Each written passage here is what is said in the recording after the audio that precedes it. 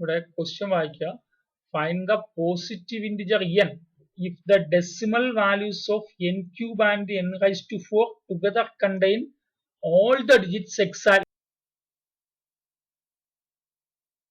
ആ ഇന്റിജറിന്റെ ക്യൂബ് എടുത്താലും fourth cube എടുക്കുമ്പോഴും ഫോർത്ത് പവർ എടുക്കുമ്പോഴും 0 മുതൽ 9 വരെയുള്ള എല്ലാ ഡിജിറ്റ്സും വരണം. ഇവിടെ ഡിജിറ്റ്സുകളൊന്നും റിപ്പീറ്റ് ചെയ്യാൻ പാടില്ല. അതായത് n ക്യൂബിൽ വരുന്ന ഡിജിറ്റ്സുകളൊന്നും n റൈസ് ടു 4ൽ വരാൻ പാടില്ല. തിരിച്ചു. അങ്ങനെയാണെങ്കിൽ ആ ഏതോ ഒരു ഇന്റിജർ ഉണ്ട്, ആ ഇന്റിജറിനെ കണ്ടുപിടിക്കണം. ഇപ്പോ n 22-നേക്കാളും വലുതാണെങ്കിൽ n ക്യൂബിൽ എത്ര ആൾക്കാരുണ്ടാവും? 22-ന്റെ ക്യൂബ് അടിക്കുമ്പോൾ തന്നെ കാൽക്കുലേറ്ററിൽ നിന്ന് മനസ്സിലാവും n ക്യൂബില് മൊത്തം എത്ര ആൾക്കാരുണ്ടാവും. മിനിമം 5 ഡിജിറ്റ്സ് ഉണ്ടാവും. അറ്റ്ലീസ്റ്റ് 22-ൽ തന്നെ 22-ന്റെ ക്യൂബ് തന്നെ 5 ഡിജിറ്റ്സ് ഉണ്ട്. Minimum n cube will contain at least 5 digits. ഇനി അതിന്റെ ഫോർത്ത് പവർ എടുക്കുമ്പോഴോ n raise to 4 contain at least 6 digits. അല്ലെ, n ക്യൂബ് എടുക്കുമ്പോൾ 22-ന്റെ ക്യൂബ് എടുക്കുമ്പോൾ 5 ഡിജിറ്റ് ഉണ്ടാവും. 22-ന്റെ ഫോർത്ത് പവർ എടുക്കുമ്പോൾ 22 റൈസ് ടു 4 എടുക്കുമ്പോൾ 6 ഡിജിറ്റ്സ് ഉണ്ടാവും. At least 6 digits. ഇപ്പൊ തന്നെ നമുക്ക് 5ഉം 6ഉം കൂടി 11 അല്ലേ, 11 ഡിജിറ്റ്സ് ആയി. ആ പോലെ ഡിഫറന്റ് ആയിട്ട് എത്ര ഡിജിറ്റ്സേ ഉള്ളൂ? 10 ഡിജിറ്റ്സേ ഉള്ളൂ. 0 മുതൽ 9 വരെ 10 ഡിജിറ്റ്സേ ഉള്ളൂ. അപ്പൊ ഇവിടെ രണ്ടിലും കൂടി 11 ഡിജിറ്റ്സ് ആയാൽ ഉറപ്പായിട്ട് ഏതെങ്കിലും ഒരു ഡിജിറ്റ്, മിനിമം ഒരു ഡിജിറ്റ് എങ്കിലും റിപ്പീറ്റ് ചെയ്യും ബൈ പിജിൻ ഹോൾ പ്രിൻസിപ്പിൾ അല്ലെ. So together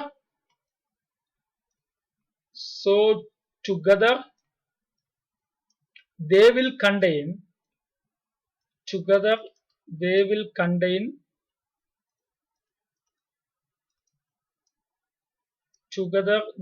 contain at most 9 digits.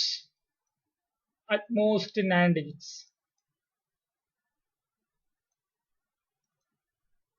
At most ഇവിടെ എത്രയുണ്ട്? Together they will contain at least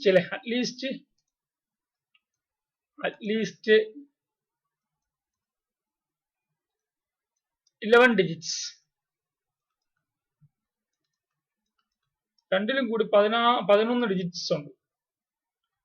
ഇനി അപ്പോ 22-ന് ശേഷമുള്ള കാര്യം നിങ്ങൾ മറന്നേക്കുക. കാരണം 22 മുതലുള്ള ആൾക്കാരെ നോക്കിയിട്ട് കാര്യമില്ല. കാരണം രണ്ടിലും കൂടി തന്നെ 11 ഡിജിറ്റ് ഉണ്ടായിരിക്കും. ഉറപ്പായിട്ട് ഒരു ഡിജിറ്റ് എങ്കിലും റിപ്പീറ്റ് ചെയ്യും. ഇനി 17-നേക്കാളും ചെറുതാണെങ്കിൽ, if n less than or equal to 17 ആണെങ്കിൽ, then n cube will contain എത്ര പേരുടെ കാൽക്കുലേറ്റർ ഒന്ന് അടിച്ചു നോക്കടേ.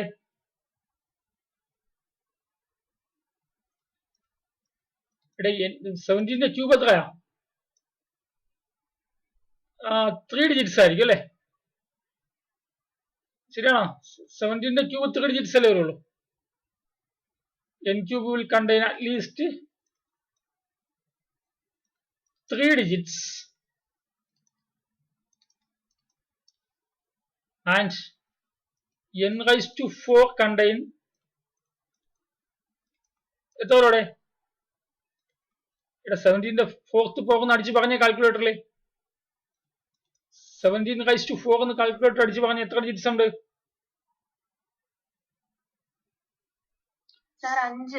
5. 17 ക്യൂബ് എത്രയാ?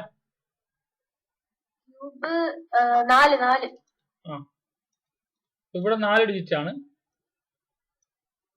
17 ക്യൂബിൽ 4 ഡിജിറ്റ്സ് ആണ്. 17 റൈസ് ടു 4-ല് 5 ഡിജിറ്റ് ആണ്. So together they will contain 18. നമുക്ക് 18 വരുമ്പോൾ ആൻസർ ശരിയായിരിക്കും. സോ നമ്മൾ ക്വസ്റ്റ്യനിൽ പറഞ്ഞ ആൻസർ ആയിരിക്കും കിട്ടുക. ക്വസ്റ്റ്യനിൽ അവർ ഉദ്ദേശിച്ച 18 ആണ്. So together they will contain at least 9 digits.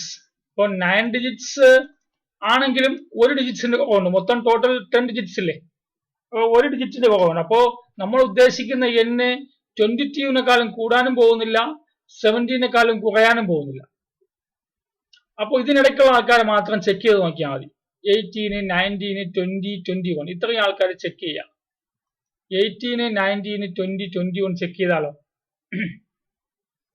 അല്ലെ? when n is equal to 19 then ഒന്ന് n ക്യൂബ് എന്ന് പറയാമോ? n ക്യൂബ് 19ന്റെ ക്യൂബ് ഒന്ന് അടിച്ചു പറയാമോ? പെട്ടെന്ന് പറയടോ. 19ന്റെ ക്യൂബ് എത്രയാ? കാൽക്കുലേറ്റർ കയ്യിരിക്കല്ലേ, ഒന്ന് അടിച്ചു പറഞ്ഞേ. 6859. 6859. n raised to 4 oh 19 raised to 4. ഇതിനെ വീണ്ടും 19 കൊണ്ട് മൾട്ടിപ്ലൈ. 6859 വീണ്ടും 19 കൊണ്ട് മൾട്ടിപ്ലൈ.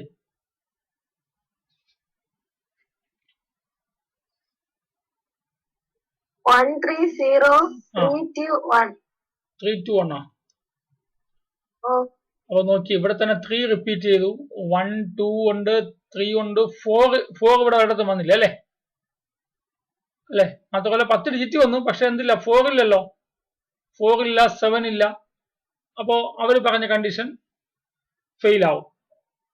അടുത്ത് n is equal to 20 ആണെങ്കിലോ എന്താണ് n ക്യൂബ്? 20ന്റെ ക്യൂബ് അല്ലെ?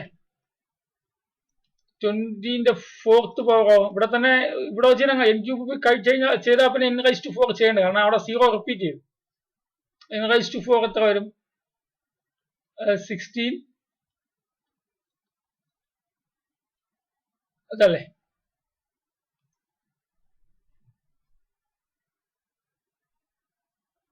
അപ്പോ ഇതും ശരിയാവില്ല. അടുത്ത് n is equal to 21 എടുത്താലോ? ഒന്ന് കാൽക്കുലേറ്ററിൽ അടിച്ച് പറഞ്ഞേ. then n raised to cube 21ന്റെ ക്യൂബ് എത്രയാ? 21ന്റെ ക്യൂബ് എത്രയാ? 9261. 21ന്റെ 4th പവറോ? ഇതിനെ ഒന്ന് 21 കൊണ്ട് മൾട്ടിപ്ലൈ ചെയ്താൽ 9261 21 കൊണ്ടൊന്ന് മൾട്ടിപ്ലൈ ചെയ്താൽ 194481. ഇവിടെ 4 റിപ്പീറ്റ് ചെയ്തു, 9 റിപ്പീറ്റ് ചെയ്തു, 1 റിപ്പീറ്റ് ചെയ്തു. ഇപ്പൊ ഇതുമല്ല. നൗ അപ്പോ that is n is equal to 19, 20 or 21 does not work. അവർ പറഞ്ഞ കണ്ടീഷൻ വർക്ക് ആവില്ല. But when n is equal to 18, what is n cube? 18ന്റെ ക്യൂബ് അടിച്ച എന്താ പറയാ? 5832. And 18 raised to 4 or 18 raised to 4 5049. 10497. ഇപ്പൊ നോക്കിയേ, ഇവിടെ എല്ലാവരും വന്നില്ലേ? 1 ഉണ്ട്, 2 ഉണ്ട്, 3 ഉണ്ട്, 4 ഉണ്ട്, 5 ഉണ്ട്, 6 ഉണ്ട്, 7 ഉണ്ട്, 8 ഉണ്ട്, 9 ഉണ്ട്, 0 ഉണ്ട്. എല്ലാവരും ആയല്ലോ. എല്ലാ ഡിജിറ്റ്സും ഡിസ്റ്റിങ്ക്റ്റ് ആണല്ലോ. ആരും റിപ്പീറ്റ് ചെയ്തില്ലല്ലോ. ഇതല്ലേ അവർ ആഗ്രഹിച്ച answer.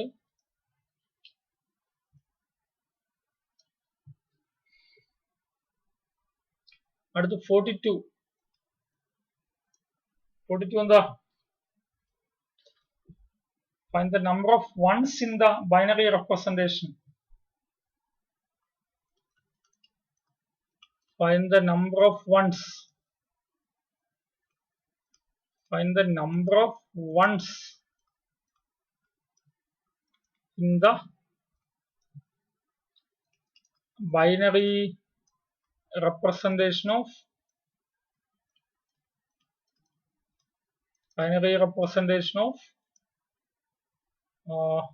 1, 2 cube minus 1, 2, 2 raised to 4 minus 1, 3, 2 raised to 5 minus 1, 4, 2 raised to n minus 1. അപ്പൊ അത് നിങ്ങൾക്ക് ചെയ്യാൻ എളുപ്പമാണ് അല്ലേ? 1 2 ക്യൂബ് മൈനസ് 1 8 മൈനസ് 1 ആകുമ്പോൾ 7 ആണ്. നമ്പർ ഓഫ് ബൈനറി 7നെ ബൈനറി റെപ്രസെന്റേഷൻ ആക്കുമ്പോൾ എന്ത് വരും? 7നെ ബൈനറി റെപ്രസെന്റേഷൻ ആക്കുമ്പോ 2 സ്ക്വയർ അല്ലെ, 2 സ്ക്വയർ പ്ലസ് 2 6 111 അല്ലേ? ഇവിടെ എണ്ണുകളുടെ എണ്ണം എത്രയാ? ഇവിടെ number of ones equal to 3 ആണ്. Number 2 2 raise to 4 minus 1 16 minus 1 15 ആണ്. 15 ആകുമ്പോൾ എന്ത് വരും? എന്തായാലും 4 ഡിജിറ്റ് വരും. 4 ഡിജിറ്റ് വന്നാൽ പറ്റില്ലല്ലോ. 16 ആയപ്പോൾ 3 15 എങ്ങനെ റെപ്രസെന്റ് ചെയ്യുന്നത്? അപ്പോ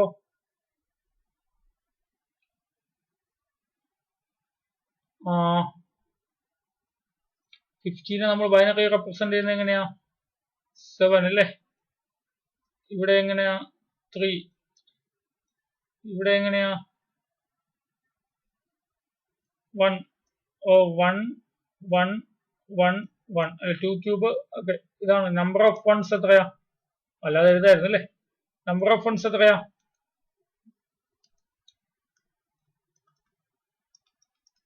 number of ones 4. 2 raise to 5 minus 1 ആണെങ്കിൽ 31 അല്ലേ? 31 ആകുമ്പോൾ എത്ര വരിക? 31 ആകുമ്പോൾ എത്ര വരിക? 31നെ 2 ഉണ്ടാവുമ്പോൾ 15 അല്ലേ? വീണ്ടും 2 ഉണ്ടാവുമ്പോൾ 7 അല്ലേ? അപ്പോൾ ആക്ച്വലി എത്ര? 1 1 1 1 1. നമ്പർ ഓഫ് വൺസ് എത്ര വരിക? ഈക്വൽ ടു 5 ആണ്. അപ്പോൾ ഇൻ ജനറൽ, അപ്പോൾ അടുത്ത ജനറൽ ആയിട്ട് എന്ത് പറയാം? Number of ones in 2 raise to n minus 1 is equal to n ആവും അല്ലേ? എല്ലാ ഹോംവർക്ക് എന്നെ കൊണ്ട് ചെയ്യിപ്പിച്ചല്ലോ. Okay,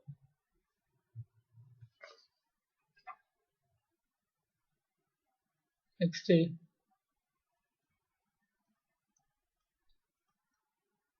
the Egyptian method of multiplication.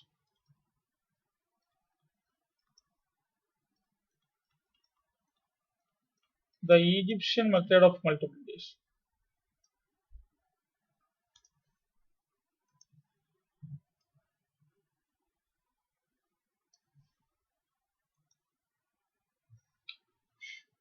ഇവിടെ 2 നമ്പറിനെ മൾട്ടിപ്ലൈ ചെയ്യാൻ വേണ്ടി ഇതൊക്കെ വളരെ കാൽക്കുലേറ്ററും കണ്ടുപിടിക്കുന്നത് നൂറ്റാണ്ടുകൾക്ക് മുമ്പ് പറഞ്ഞ കാര്യങ്ങളാണ്. അപ്പോൾ ഇപ്പൊ എനിക്കിപ്പോ 23നെയും 45നെയും മൾട്ടിപ്ലൈ ആണ്.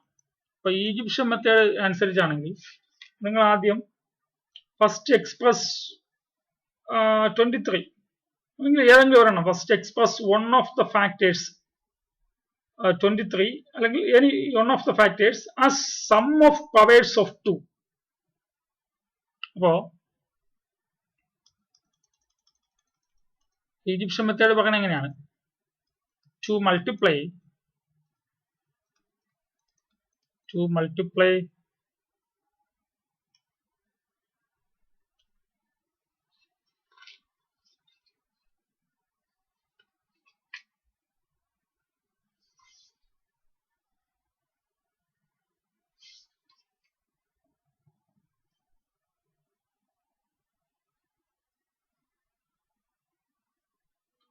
multiply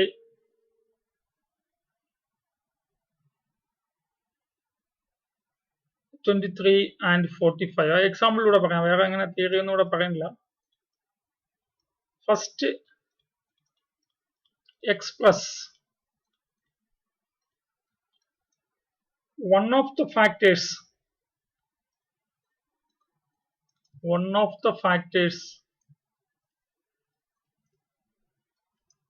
say ഞാൻ 23 എടുക്കുന്നു as a sum of powers of 2.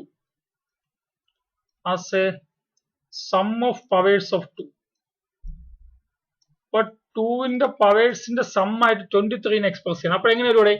23നെ എങ്ങനെ 2ന്റെ പവേഴ്സിന്റെ സം ആയിട്ട് എക്സ്പ്രസ് ചെയ്യാം?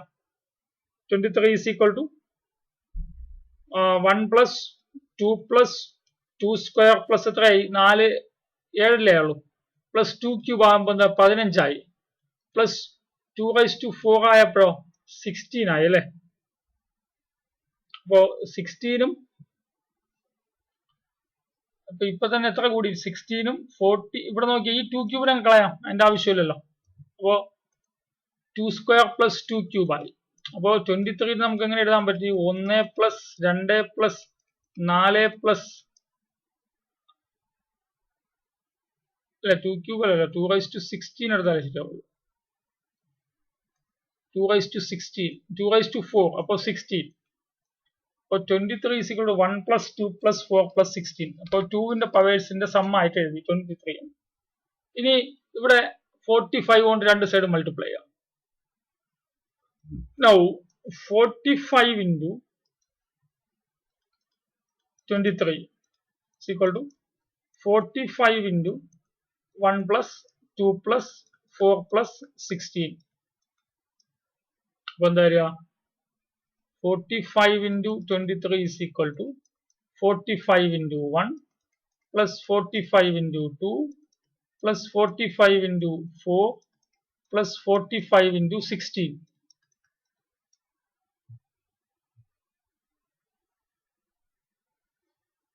ഇനി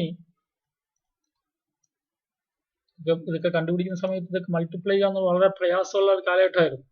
അപ്പോ അതുകൊണ്ട് ഈ മൾട്ടിപ്ലിക്കേഷനൊക്കെ പ്രയാസമായിരുന്നു. ഈ മൾട്ടിപ്ലിക്കേഷനൊക്കെ പ്രയാസമായിരുന്നു. ഈ മൾട്ടിപ്ലിക്കേഷനൊക്കെ എളുപ്പമായിരുന്നു. നിങ്ങളോട് ആ കാലഘട്ടത്തിൽ ഇതിനെ മൾട്ടിപ്ലൈ ചെയ്യാൻ പറയുമോ 23നെ 45 കൊണ്ട്? ഇല്ലല്ലോ. അപ്പൊ ആ കാലഘട്ടത്തിൽ അവർ ചെയ്തത് നെക്സ്റ്റ് കൺസ്ട്രക്റ്റഡ്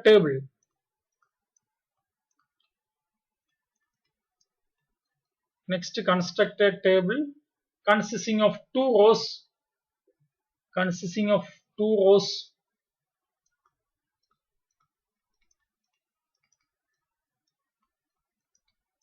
ഒന്നാമത്തത് 1 ഹെഡ് ചെയ്യുന്നു, രണ്ടാമത്തത് 45 ഹെഡ് ചെയ്യുന്നു. അതായത് അപ്പോഴൊക്കെ ഈ ഓരോ നമ്പേഴ്സിനും ഡബിൾ കണ്ടുപിടിക്കാൻ എളുപ്പമായിരുന്നു. ഇപ്പോ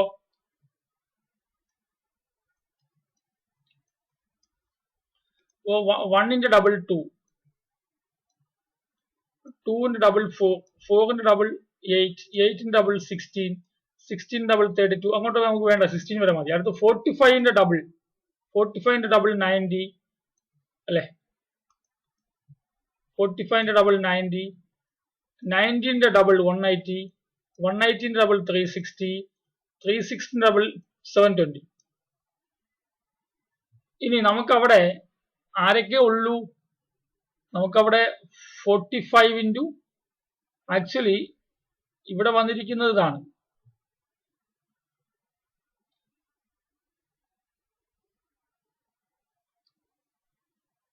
ഇവിടെ വന്നിരിക്കുന്നത് 1 into 45 45,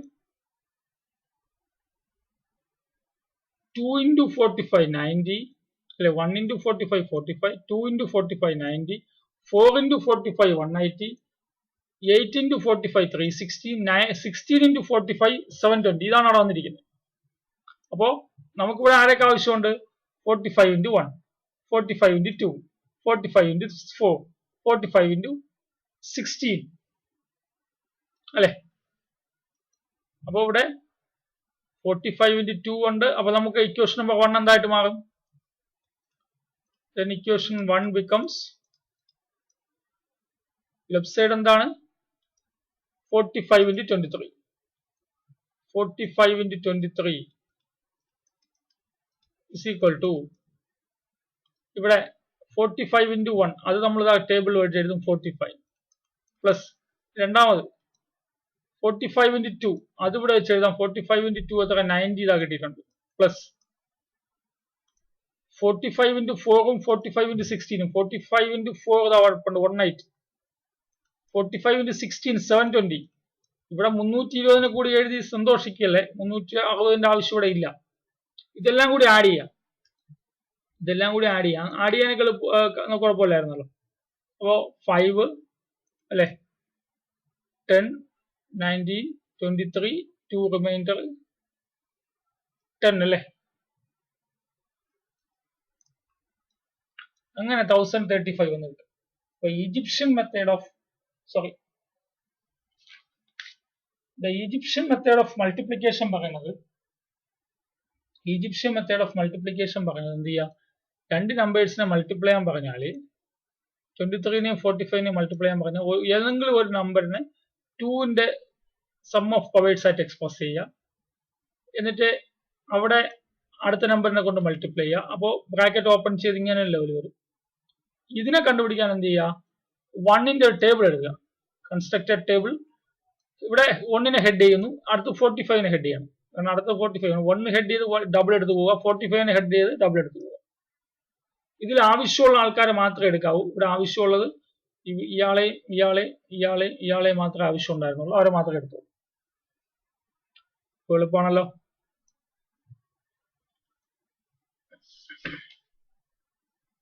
next, the Russian peasant algorithm.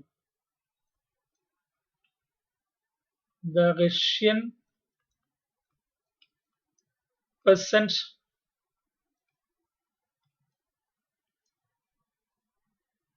algorithm. The Russian peasant algorithm അതാണ് അടുത്ത് പറയുന്നത്.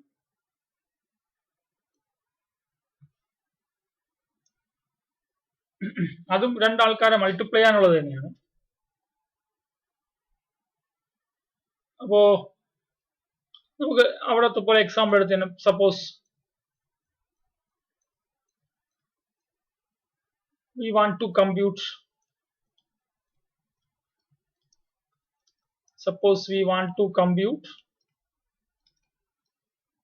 24 into 43. നമ്മൾ നേരത്തെ കണ്ടതുപോലെ constructed table of 2 rows. Construct a table of 2 rows.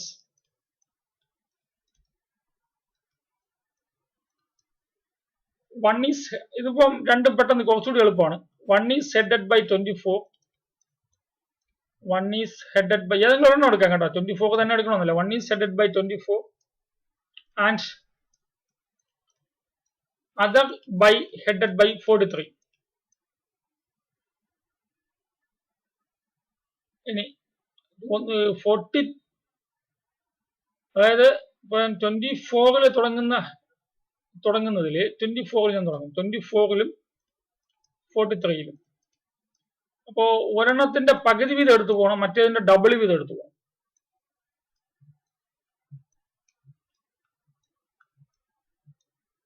അപ്പോ ഇവിടെ 24ന്റെ പകുതി എടുക്കുക, അടുത്ത അതിന്റെ പകുതി എടുക്കുക, അതിന്റെയും പകുതി എടുക്കുക, അതിന്റെയും പകുതി എടുക്കുക. 3ന്റെ പകുതി എടുക്കുമ്പോൾ 1.5 വരും. അതിൽ നമ്മൾ എന്താ എടുക്കുള്ളൂ, ഫ്ലോർ മാത്രമേ എടുക്കുള്ളൂ. ഫ്ലോർ ആണ് എടുക്കുക. ഇപ്പൊ അവിടെ ഈവൻ ഓട് വന്നാലും കുഴപ്പമില്ല. ഇനി 43 ആണെങ്കിൽ ഇതിന്റെ ഡബിൾ എടുക്കുക. 43ന്റെ ഡബിൾ എത്രയാ, 86. 86ന്റെ ഡബിൾ എടുക്കുക 172. 172ന്റെ ഡബിൾ എടുക്കുക 344. 344ന്റെ ഡബിൾ എടുക്കുക 688.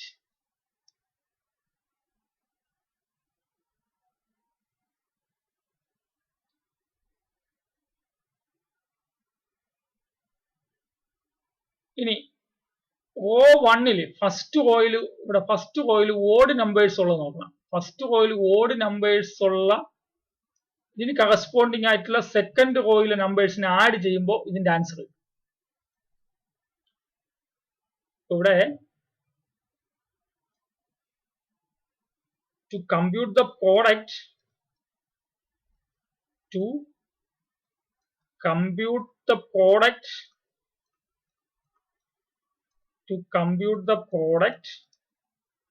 just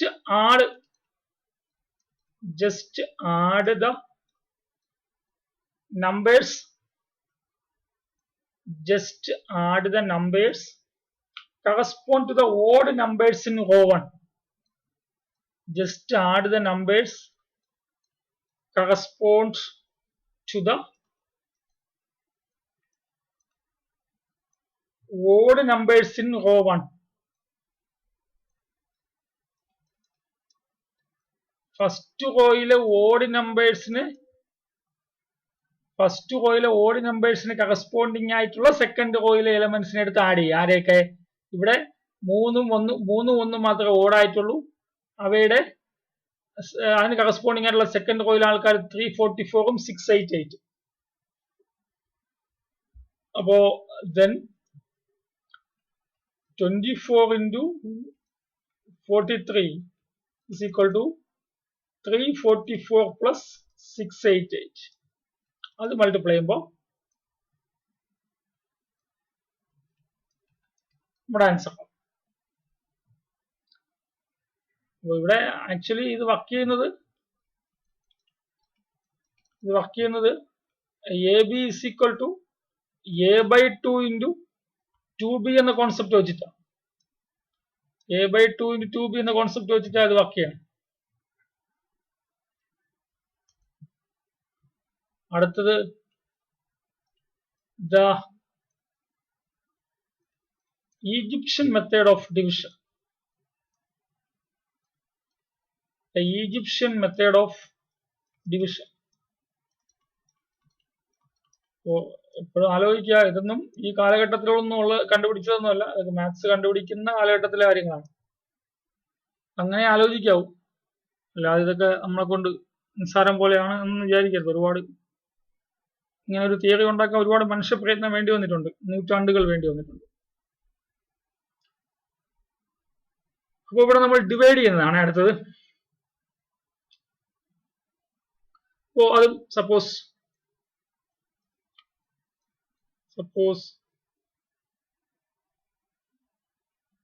we would like to find the quotient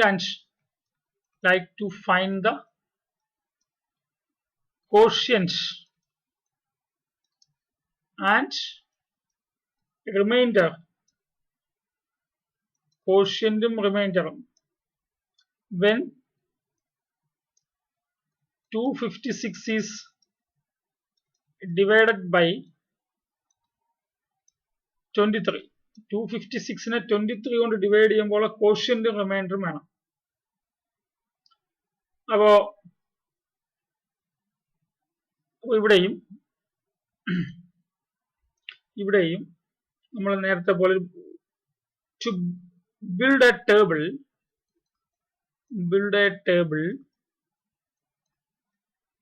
from the first row headed by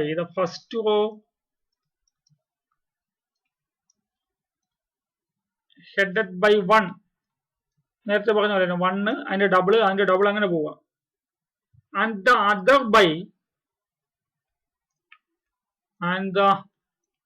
other by the divisor കൊണ്ട് ഹെഡ് ചെയ്യണം. ഇവിടുത്തെ ഡിവൈസർ 23 ആണ്.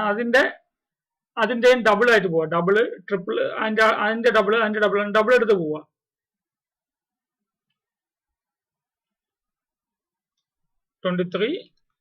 double each successive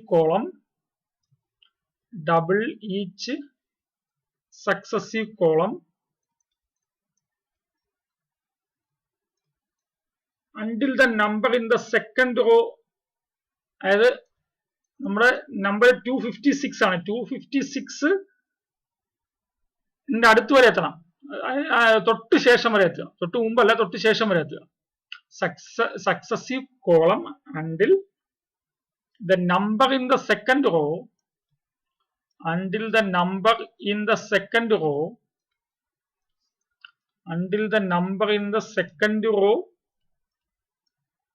exceeds 256. അതായത് ഡിവിഡന്റ് 256 അല്ലേ ഇവിടുത്തെ ഡിവിഡന്റ്. അപ്പൊ ഇങ്ങനെയാണ്. അപ്പോ നമുക്കിവിടെ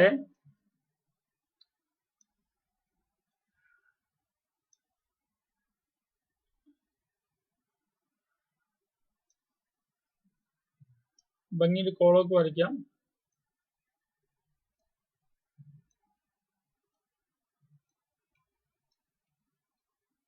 അങ്ങനെ പോവാ. ഇവിടെ 1 ഹെഡ് ചെയ്യണം, ഇവിടെ 1 ഹെഡ് ചെയ്യണം, ഇവിടെ 23 ഹെഡ് ചെയ്യണം. 1 ഹെഡ് ചെയ്യുന്നിടത്ത് ഡബിൾ എടുത്തു, എല്ലായിടത്തും ഡബിൾ എടുത്തിനാ പോകണ്ടേ. 1ന്റെ ഡബിൾ എത്ര, 2ന്റെ ഡബിൾ എത്ര, 4ന്റെ ഡബിൾ എത്ര, 8ന്റെ ഡബിൾ എടുത്ത് 16ന്റെ ഡബിൾ എത്ര, അങ്ങനെ പോകും. അടുത്ത് അതുപോലെ 23ന്റെ ഡബിൾ എത്ര, 46, 46ന്റെ ഡബിൾ എത്ര, 92, 92ന്റെ ഡബിൾ എത്ര, 184, 184ന്റെ ഡബിൾ എത്ര, 368.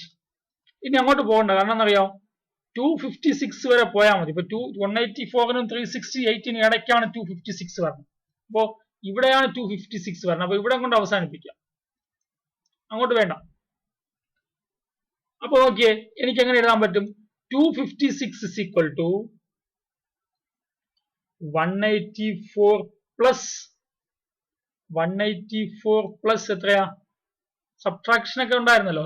184ന് എത്ര വരെ പോയാൽ മതി, അഡീഷണൽ സബ്ട്രാക്ഷൻ ഒക്കെ വ്യാപകമായിരുന്നിട്ടുണ്ടാവും. 184നോടൊപ്പം എത്ര ആഡ് ചെയ്താൽ 256 കിട്ടും, 180, ദാറ്റ് ഈസ് 2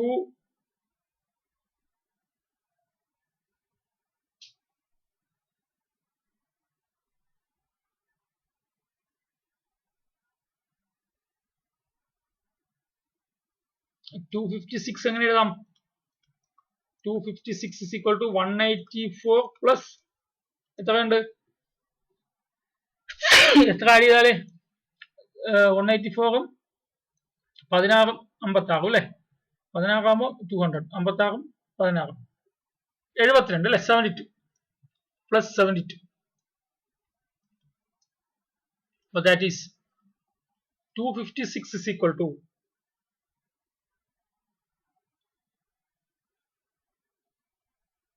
184 പ്ലസ്. ഇനി നിങ്ങൾ നോക്കേണ്ടത് ഇവിടെയുള്ള ആൾക്കാരെയാണ്. എവിടെയാ, ഇതിനകത്തുള്ള ആൾക്കാരെയാണ്. ഈ 23ന്റെ 46 ഈ ആൾക്കാർ. 92 ആഡ് ചെയ്താൽ പറ്റത്തില്ലല്ലോ, 72നേക്കാളും വലുതായി പോകും. ഇനി നോക്കേ, 46ഉം 23യും 46 എടുക്കാം.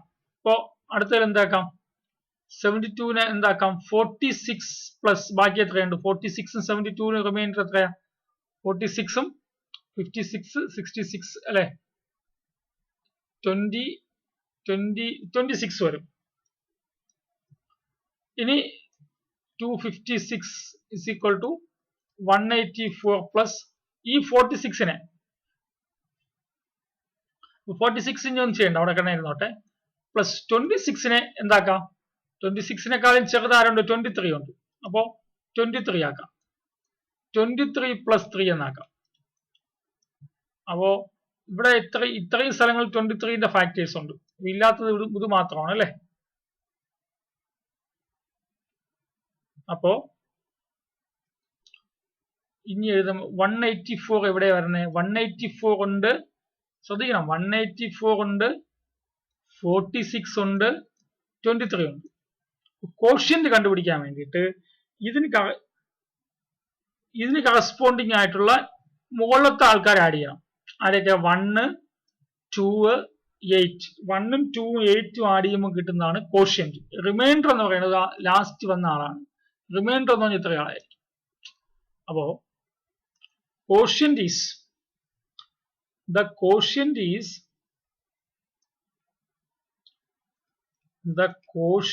is the sum of the numbers in the sum of the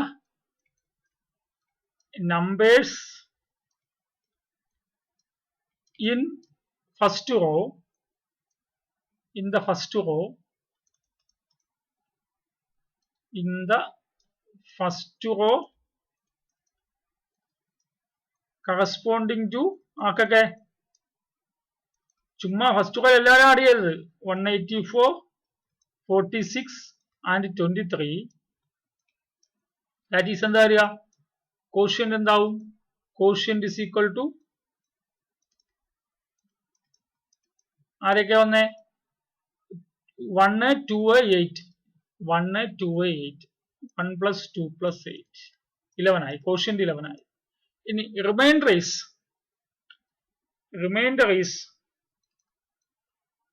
reminder